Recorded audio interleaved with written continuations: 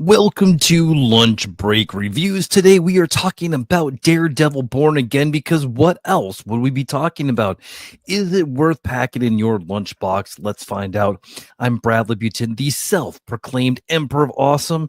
No time to waste. Let's go ahead and get into it. All right, so first of all, who has absolutely seen it and who has loved it? Man, I have thoughts. We will definitely be getting into that. All right. Here is the creatives of Daredevil Born Again. This is creators are Matt Corman and Chris Ord. This is directed by Justin Benson, Aaron Moorhead, and episode 2 is directed by Michael Cuesta. And written by Dario Scardapane. I'm saying that really wrong. And then Matt Corman and Chris Ord. And the show stars is Charlie Cox, of course, Margarita Levita, Vincent D'Onofrio, Jenna Walton, Wilson Bethel, Deborah Ann Woll, Michael Gandolfini, and so much more. Quick little synopsis of this is Matt Murdock finds himself on a collision course with Wilson Fisk when their past identities begin to emerge. We all know, and it is going to be great. All right, we're going to go into the breakdown. This is just a bunch of different areas and what they have it on their ratings. So we'll just go ahead and go over that. We're going to start with IMDb. Currently has this rated at a 9.3 out of 10 with a Metacritic score. The meta score is a 68 with 23 critic reviews. User score for Metacritic is 8.0 with 43 user reviews. Rotten Tomato currently has Daredevil Born Again at an 84% on the tomato meter and a 94% on the popcorn meter. Good job there. All right, it is time. Let's go ahead and get into these reviews here. I got a bunch of critic reviews first. Let's go over, see what the critics are saying.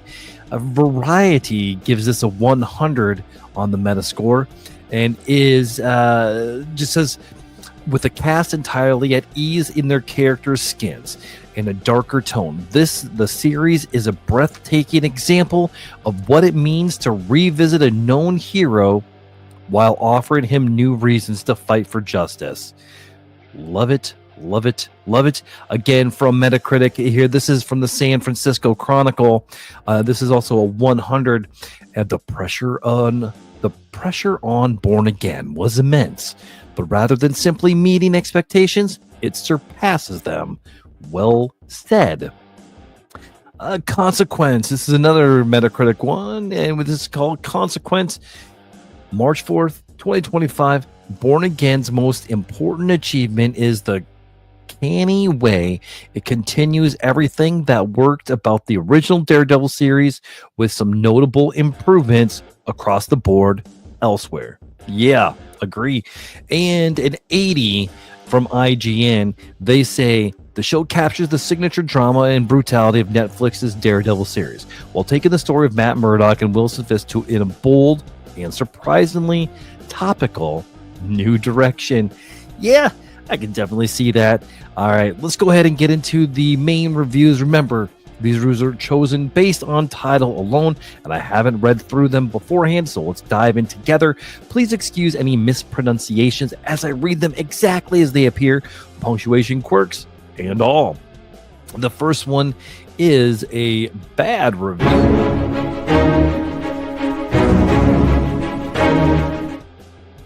And this is from Leigh Cronach from IMDb. And this person gave it a 1 out of 10. And it's titled Cheap Shock Value and Basic Plot with a spoiler warning. As everyone is aware, the actors for Foggy Nelson and Karen Page weren't initially called in for the show. They weren't considered an integral part of the story. After watching the first 10 minutes, it's very evident why. I was happy to hear that they had changed the story to include Nelson, Murdock, and Page, since there's no Daredevil without them. But it turns out they really haven't. It's the same story as before. They were meant to die. And while they might not show it explicitly, they likely hired the actors just to kill off the characters. As for the plot, it seems like they'll take the first 6 episodes to bring Daredevil back and set up Fisk's downfall. It'll probably end with a big battle between Daredevil and Fisk, with Spider-Man showing up since Spider-Man 4 is in the works. Way to kill off a solid character for barely any reason. Marvel, guh. By the way, when is Daredevil coming to Marvel Rivals? I feel like they'll do the character more justice than the MCU will. I mean, I would play Daredevil in Marvel Rivals. I definitely would. Although, I gotta say, I am not the greatest at Marvel Rivals. I got really addicted to it. I had to actually delete it because it was taking up all my time and I missed some episodes. It was a thing. Anyway, let's do another bad review.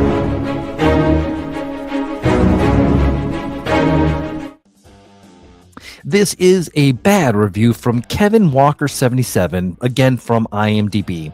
It is a 5 out of 10 and is titled, "After going back and rewatching the original series, Born Again just felt lacking." Spoiler warning. The original series was one of my favorite TV shows of all time. The 3rd season was absolutely phenomenal. It had a grittiness to it, dark and dreary adult, and a season-long storyline with recurring meaningful characters. Born Again has been tainted with what a lot of more recent Marvel shows have: a disjointed plot, a lack of vision, and flat writing. 5 minutes in, Foggy's dead. Again, spoiler warning.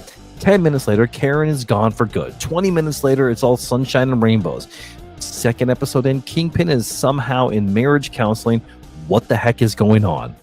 If I hadn't just watched the original series, this probably would have gotten a higher rating. Alas, because we have something to compare it to, it fell woefully short. Okay, I mean, that's a 5 out of 10, so it's not horrible, but so we'll call that a bad-ish. It's also a good-ish. It's just an ish. All right. Here is another review. We're going to start moving things over to the better side. We're going to call this a good-ish review.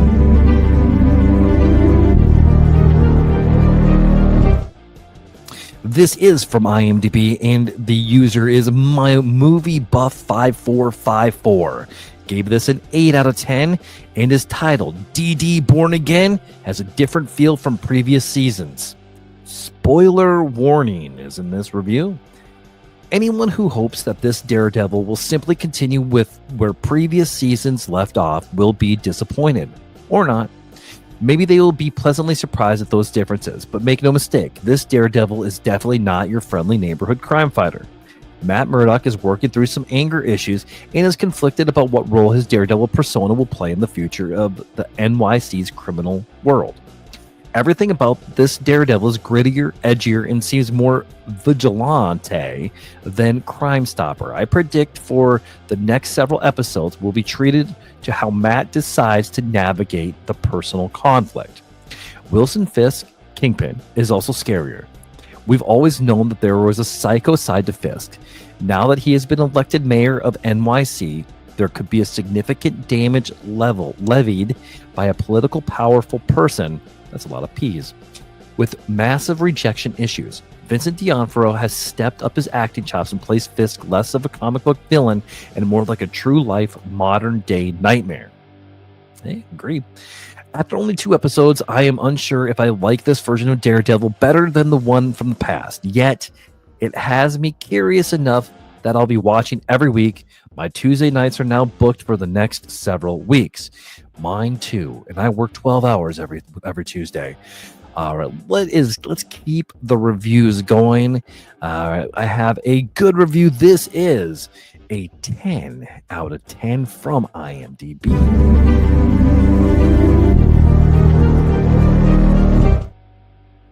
Okay, and this is from Vinland Saga, and again, it's from IMDb. It's a 10 out of 10, and it's titled, "Marvel's Man Without Fear picks up right where Netflix series left off. Fierce fights, poignant performances, and superb storytelling." Charlie Cox makes his much anticipated return to the MCU in Daredevil Born Again, and despite only being in 2 episodes in, deserves praise as a great continuation of the Netflix run, featuring intense action and intriguing storylines and the resumed rivalry of Cox's Daredevil and Vincent D'Onofrio's Kingpin. This is poised to be the best release from Marvel since Avengers Infinity War. Admittedly, I had reservations regarding Marvel Studios' suitability to capture the grittiness and gruesome moments that were prevalent in the past. However, the series opens with a drawn-out and devastating sequence that screams, "We're just as brutal as before." It's the best beginning to any MCU series thus far, and it's not particularly close. In conclusion, if the momentum of the first 2 episodes is indicative of what the rest of the series has in store, it'll be remembered as not only the best from Marvel to date, but as one of the greatest television productions of the century, and perhaps of all time. Okay, we hear you. You like Daredevil. Me too. Here's another good review.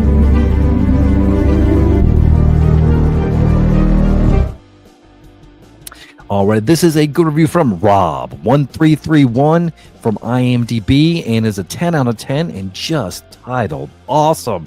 And since I am the Emperor of Awesome, let's see what he has to say.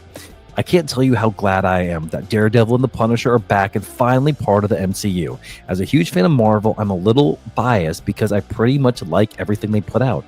My bias aside, Daredevil was universally loved and thought of being the best of the Marvel shows. Daredevil Born Again picks up right where they left off, and that's being an incredible show. It's actually my favorite Marvel show, with The Punisher a close second. All you have to do is read through the reviews to see how loved Daredevil and Punisher are. Even the critics love them. Charlie Cox and Vincent D'Onofrio were born to play Daredevil and Kingpin, just as John Bernthal was what is to play the Punisher. Those 3 are absolutely the best part of the show. Now that they're brought back Daredevil and the Punisher, they need to bring back Luke Cage, Jessica Jones, and Iron Fist into the MCU somehow.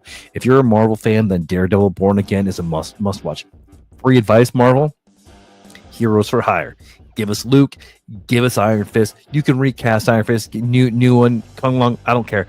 Even if you bring Finn back, doesn't matter. Bring him back, whatever. But heroes for hire would be so cool, and you could go so many places with that. All right. What did you think of the reviews? Did it bring up anything that you didn't already know? Where would you rate this? But it is time to put Daredevil Born Again episodes 1 and 2 into the lunch break point system, and we're going to do this by 5 categories, starting from the main course all the way to dessert. We'll get there. We're going to break down each area, and we're going to figure out what kind of points it's going to get. So there's 25 points altogether, and here we go. We're going to start the main course for 1 point. We're definitely not going to be 1 point. We're just going to start at 3 and work our way up from there, because I love this show. Decent, but not exceptional. Yeah, this is way better than decent. Well-crafted, flavorful, and fulfilling. Hits most of the right notes. That'd be for 4 points. It is all of that. But I think number 5 is a masterpiece. It leaves you full and craving more. And here's why I'm going to say that. The first 10 minutes of this episode it set the pace, and it brought me in. It reminiscent to the nostalgia and everything. We're going to give this a 5. Okay, next is side dish. This is for all the supporting elements. For 3 points would be some solid moments, but inconsistent and overshadowed. Absolutely not. I think it does work well with the surroundings. We got Wilson Fisk in there. Kingpin, we got Kingpin's wife. We got a lot of in there. Of all the support of Daredevil, and for that, let's look at what a 4 is. It complements the main dish well. Solid support all around. I think it's absolutely there. For 5 points would be outstanding sides that elevate the entire meal to another level. Because this is only in a TV show, it's going to be hard for me to give it the 5 on this, but I'm going to give this a 4. Just because I think it's got some room to go. I think we need to see more of all the supporting elements being fully flushed out before it's going to get to that superb. Next is going to be the spice level, and that is for the creativity and boldness. For 3 points would be brings a little heat with some creative flair. Absolutely not. 4 points would be bold and unique with impressive execution. It does hit all those boxes, but a 5 would be red hot creativity, a daring and unforgettable experience. Man, the beginning of episode 1 is probably starts us off at a 5. Does it lose enough track through the first 2 episodes to bring it down to a 4? I think it does. I know we go focus more on the Matt Murdock part of it because of the story that they're telling, and I think we'll definitely get up there. But I think the show's going to live in the 4 to 5 range. We're going to keep up. I'm actually going to give this a 4 again for that. So we are currently at 14 points with 2 more to go. Okay, I lied. We're at 13 points because I can't add. All right, Leftover Appeal. This is for rewatch replay value. I've already watched this twice, and I'm probably gonna do it again. For that alone, we're gonna look at it with a 4. As a 4 is you'll definitely want seconds. Holds up well over time. The original show still holds up, so we're definitely at a 4. A 5 is gonna be timeless, something you'll crave again and again. I am currently craving this thing again. I might even try to watch the original series. So we are gonna give this a 5 for Leftover. And last, Dessert. This is the emotional satisfaction. And here we go. For 3 points would be sweet enough to end on a good note, but nothing remarkable. This is very remarkable. We got some stuff here. 4 points would leave you with a smile, a well-rounded finish. I've got to go further. 5 points, a perfect treat, an unforgettable cherry on top. This is 100% a 5. I liked so much of this that I can't even put a lot of it into words. I mean, it was acted well. Bullseye brought it came in here. Fisk, looking at that white suit, I kind of loved it. It was just so many good choices were made. I think we're gonna give this 23 out of 25 points, which puts this right in the middle of the outstanding and a must watch. So here, I definitely finished this one with a smile. So my final verdict, should you pack this in your lunch or should you leave this behind? You should definitely pack this in your lunch. You should definitely watch it. Let me know what you think. Let's talk about it. And maybe on the next one of the next episodes, you want to come on the show, we can do that. We can definitely discuss some Daredevil. All right, guys, that is, we're going to close this up. We are sitting at about 18 minutes. So thanks for tuning in to Lunch Break Reviews. For more bite-sized reviews or your latest TV shows, comics, follow and let me know your thoughts. Don't forget to leave a 5-star rating and share the show with someone you want to make a little more awesome. Want to join the conversation, reach out, and maybe you'll be the next guest on Lunch Break Reviews, or we might get nerd positive. Have a good day. Bye-bye.